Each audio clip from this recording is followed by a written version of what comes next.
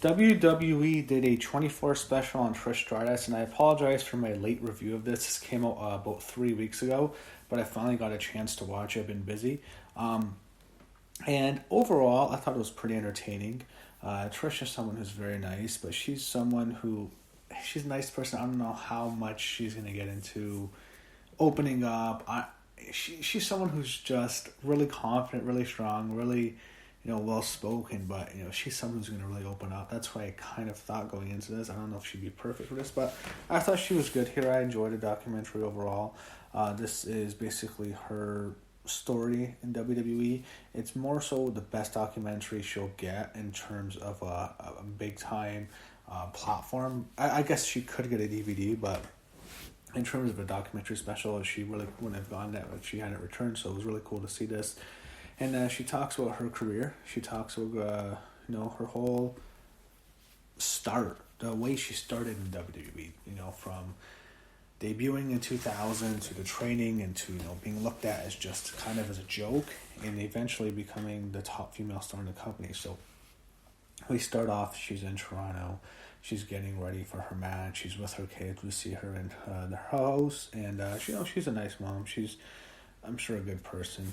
I know in Toronto, that city's a big city. I've been there a few times, but one thing I know there is they are having the same problems that a lot of other big cities in the United States have. So, especially with costing and housing, stuff like that. But it's not affecting her. She's there. And we see her talk about her upbringing, of how she was never going to actually be a professional wrestler. What she originally wanted to do was be a doctor. So she was in university. She was studying medical school, and she wanted to basically have a career in the medical field. And she was at York University in Toronto, and of course, he had a major university strike, and it destroyed her. Basically, what it did was it ruined her medical career, her medical journey. She had to change her plans overnight. She said that she had to find something else, and she went into muscle and fitness. She went into bodybuilding, and there she becomes very powerful. She gets in incredible shape. You see her body. I remember seeing Trish Stratus when she first debuted in 2000. She was like the sexiest woman alive. When she first debuted, oh my god, when she was in TNA, when she dressed up with that black cape and stuff, holy fuck, Trish was hot. And she was on Michael Landsberg. He does basically just a talk show for TSN. That's the Canadian ESPN, basically. And he had Trish Stratus on. He had a whole bunch of wrestlers. He's had some famous interviews. Ones with Bret Hart, Steve Austin, a whole bunch. Jim Ross. You can watch them. Undertaker's a really good one. Landsberg's well known to have wrestlers on his show. CM Punk even did one, I think, recently. And he'd have Trish on there talking about it. And they talk about wrestling. And eventually, WWE got a hold of this, and they wanted her to become a wrestler. She was a fitness model, an amazing fitness model, in great shape. And she sent this kit to WWE, which was strange. And what happened was, Trish, eventually she gets in, and her trainer did not want her to wrestle. He did not see anything in wrestling. He couldn't see why this tiny, beautiful blonde girl would want to enter the wrestling business. And that was something in which wrestling at that time, the women were used as sex symbols. That was the era of Sunny. Then you had Sable, and they both left. And you had Chyna, was a top star for a while, but she was more powerful. And then you had more. They brought in the Cat, stuff, people like that, Tori, all those women, and Deborah was mostly done as sex appeal. And then of course you had Lita, and you had Trish, and Trish was purely sex appeal. Lita was someone who's more so of a wrestler, but Trish was supposed to be sex appeal, and she was there in a situation where she was there for her looks. However, things turned around, and she became a very good wrestler. And she became TNA's valet. That was Test and Albert. Test was, he's passed away 10 years ago. Isn't that sad? Andrew Martin. he was someone who got a major push at first. They wanted to push him to the moon. They thought Test was going to be one of the top guys, especially after that crazy match with Shane McMahon at SummerSlam in '99. Of course, it didn't work out that way. Albert was debuted as Prince Albert. He wasn't really, I think, meant to be a star that much. I don't think they really saw much. They put him together. They put him with Trish, and they were TNA, tits and ass. Trish had the tits, she had the ass. That was their name. They were TNA, and Test and Albert. It turned into be a good tag team. I thought they were fun. I liked them. They even got a win at WrestleMania, I believe. And of course, what happened with that is they split them up. They wanted to give Test another big push. It didn't work out again.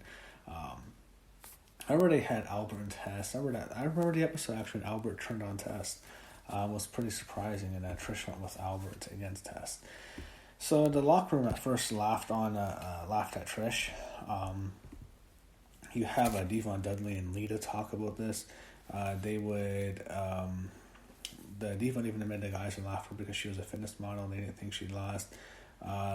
Lita says Trish had to work hard to make all of us see our words, and this is when Trish and Lita became very close. I think they're still best friends. They do the whole bestie tour. It's a little annoying on social media, but they're very good friends, obviously, and they became better rivals. I mean, they became probably two of the most iconic female wrestlers they ever had. They had a great feud, Trish and Lita. It started back in 2000. It was the Hardys against TNA, I remember that, stuff like that.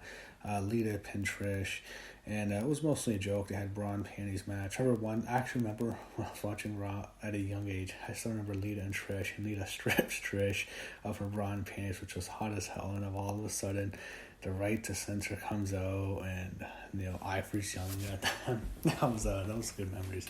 But yeah, she was mostly eye candy. Her and Lita had a great feud. They became tag team partners. And one of my favorite moments as a kid was that mixed tag team bra and panties match, or evening gown match. It was Trish Stratus and Lita against Tori Wilson, Stacy Keibler.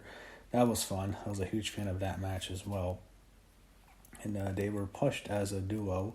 And of course, they slowly started to feud again. And Lita was injured. She missed 2 years of action. Trish became a star. When Lita came back, I remember she saved Trish, and they had another big feud. Eventually, when Trish turned heel in 2004, then they feuded for a while. They had that great main event on Raw when Lita beat Trish for the belt. And I think they were supposed to have a match at WrestleMania 21 or something, but Trish wrestled Christy Hemme. No one cared about that match. And then finally, it was set up at Unforgiven 2006. Lita was champ. Trish was having her last match in Toronto. Trish defeats Lita with the sharpshooter, wins the belt. Amazing ending. So that recaps their feud. That was both of them were, Lita's a huge part of Trish's career. You have to mention her. She talked about how much Survivor Series 2001 meant to her when she won the title. That was the whole WWF versus the Alliance pay-per-view, but she won the belt. She was in the six-pack challenge. You had Lita, you had Ivory, you had Jazz, Molly Holly, Jacqueline. This was okay. Lita admitted the win weren't sold as her as champ. Eventually, Trish gets the win, and she becomes the WWF Women's Champion, and it becomes a huge deal. So it really meant a lot to her, and that was a great moment. Trish talks a lot about how in 2006, a lot of stuff went down, and it wasn't necessarily just the one reason in which she gave it her Hall of Fame speech in 2013 as to why she left the company.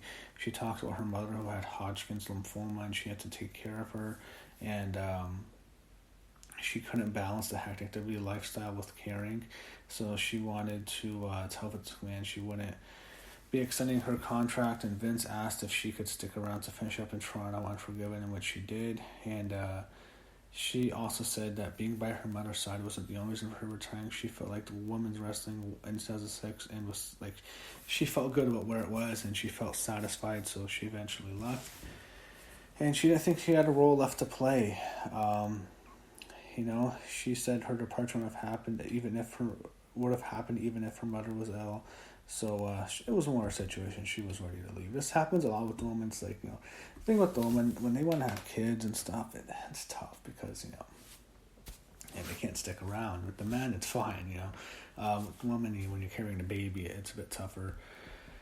Eventually, she talks about her new rival. She wanted to face Charlotte, and how it all set up. And Charlotte was at ringside for the Trish and Lita main event at Raw in 2004, which was pretty cool. I heard that story, and eventually she talks about how everything got started off with Trish and Charlotte. Trish talks about how she wanted to face Charlotte. She believes Charlotte's the best. She's a top female star, and that's kind of, I don't know if Becky likes that. Becky likes to hear that, but she thinks Charlotte's a top female star. A lot of people still do, which was interesting, and eventually she really wanted the match for Charlotte. Eventually it's set up. First, actually, to go back to Evolution in 2018. By the way, I'm pissed off they didn't have Evolution in 2019. They should have had a second Evolution. I don't know why they didn't. But going back to Evolution in 2018, Trish comes back. She has a big return match. She has a tag team match. It was her and Lita against Mickie James and Alicia Fox. And that match was originally going to be Trish Stratus and Alexa Bliss in a singles match. Alexa started to get injured with concussions.